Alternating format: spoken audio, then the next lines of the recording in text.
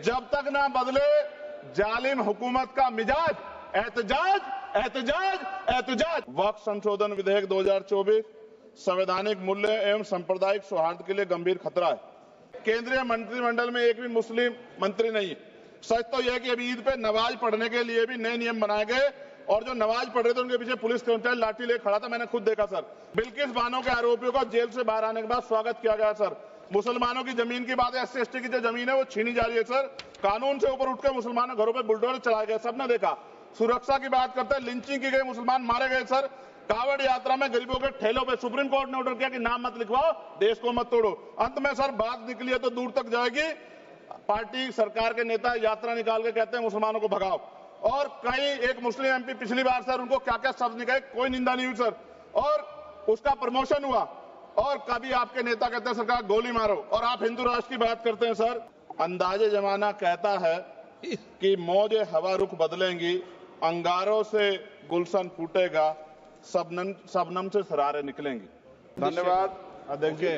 Okay अध्यक्ष जी, मैं अपनी बात को शुरू करने से पहले, क्योंकि राजकुमार भी इस बात को कह रहे थे, ये 2 अप्रैल का दिन विशेष है सर। मैं जेल में था सहारनपुर, 2 अप्रैल 2018 को आंदोलन हुआ, 13 नौजवानों ने शहीदगी दी सर। मैं उनको नमन करता हूं सर। और आज फिर 2 अप्रैल है, एक और शहीदगी की तैयारी लग रही। तो मैं उन क्रांतिकारियों को भी आज याद करता हूं जिन्होंने, मुस्लिम क्रांतिकारी जिन्होंने देश की आजादी में योगदान दिया। सर, अंदाजे जमाना कहता है कि मौजे हवा रुख बदलेंगी, अंगारों से गुलशन फूटेगा, शबनम से सरारे निकलेंगी। वक्फ संशोधन विधेयक 2024 संवैधानिक मूल्य एवं सांप्रदायिक सौहार्द के लिए गंभीर खतरा है। वक्फ संशोधन विधेयक 2024 संवैधानिक अधिकारों, विधिक सिद्धांतों और धार्मिक स्वतंत्रता पर गंभीर आघात है। विधेयक वक्फ प्रबंधन को कुशल और प्रभावी बनाने का दावा करता है, लेकिन इसके 44 संशोधन इन वादों को पूरा करने में असफल है। हमारा मानना है कि इस संशोधन से स्पष्टता, साक्ष्य और मूल कारण विश्लेषण का अभाव होगा।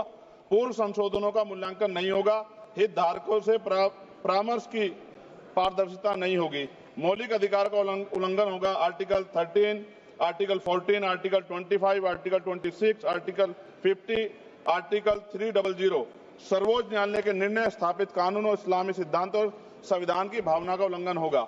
असत्य वादे बनाम वास्तविक प्रभाव, विधेयक सुधार और सशक्तिकरण का दावा करता है, लेकिन वास्तव में धार्मिक संपत्तियों के पुनः वर्गीकरण, जब्ती का प्रावधान संशोधन 39A, ऐतिहासिक मस्जिदों, कब्रिस्तानों को सरकारी संपत्ति घोषित करना, जिससे सांप्रदायिक तनाव पैदा हो सकता है। जिलाधिकारियों को अत्यधिक अधिकार प्राप्त करना, संशोधन 4B। जिलाधिकारी सर सरकार के होते हैं, वो सरकार के हिसाब से काम होते हैं। यहाँ जितने MP बैठे हैं विपक्ष के, इनसे पूछ के देखो कि इनके जिले में क्या हाल है। इनका जिलाधिकारी सुनता नहीं सुनता, MP बैठे हैं, पूछ के देखो विपक्ष के, आपको पता लग जाएगा। सर, धार्मिक विशेषज्ञता या समुदाय की सलाह के बिना निर्णयों से संपत्ति विवाद और विश्वास की कमी उत्पन्न होगी। ट्रिब्यूनल की शक्ति कमजोर करना और मुस्लिम प्रतिनिधित्व हटाना, संशोधन 10B। धार्मिक कानून की त्रुटिपूर्ण व्याख्या और पक्षपाती निर्णय, दानकर्ता इच्छा की उपेक्षा व धार्मिक स्वतंत्रता का हनन, संशोधन 5A। दानकर्ता द्वारा समर्थन वापस, जिससे सामुदायिक संस्था कमजोर हुई। गैर मुस्लिमों द्वारा स्थापित वक्फ सुरक्षा समाप्त करना, संशोधन 104 की समाप्ति। अंतर धार्मिक सौहार्द प्रभावित होगा सर। सदियों पुरानी धार्मिक संपत्तियों पर सीमा अधिनियम लागू करना, संशोधन 27B। कब्जा की गई संपत्तियों की स्थायी हानि, धार्मिक विषयों को दरकिनार कर वक्फ निर्धारण करना, संशोधन 6C। धार्मिक ज्ञान के अभाव में संपत्तियों गलत वर्गीकरण, पंजीकृत वक्फ घोषणाओं को अपराध घोषित करना, संशोधन 312।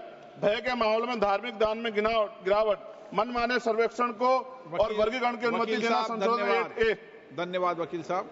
सर, अभी पूरा दो जाने दो। सारी धाराएं पढ़ दोगे आप तो? सर, 2 मिनट में खत्म करूंगा, और ये इंपॉर्टेंट है सर, मौका दीजिए सर।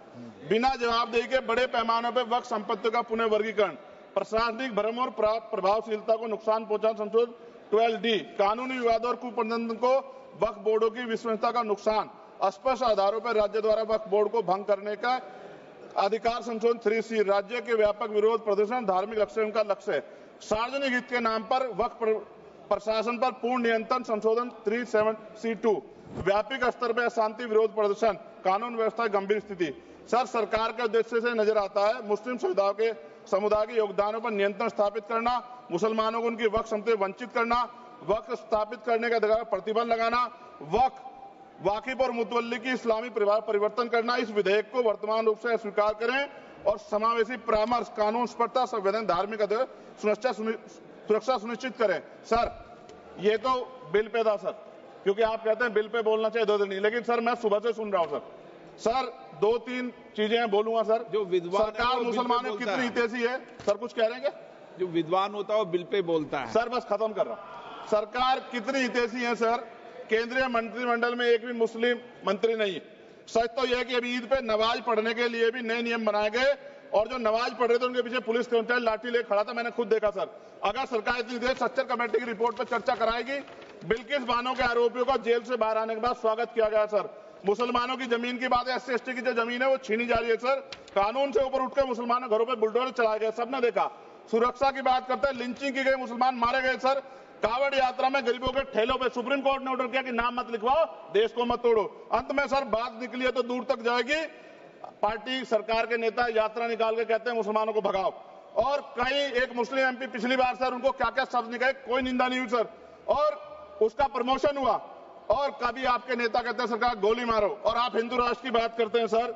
मेरा यह कहना है सर, मैं इसका पुरजोर विरोध करता हूं और अपनी एक शायरी के साथ खत्म करूंगा। तो बहुत सुनी मैंने आज दोनों तरफ, जब तक ना बदले जालिम हुकूमत का मिजाज, एहतजाज एहतजाज एहतजाज, और ये तब तक रहेगा जब तक सर अपनी सरकार सोच नहीं होती। धन्यवाद सर।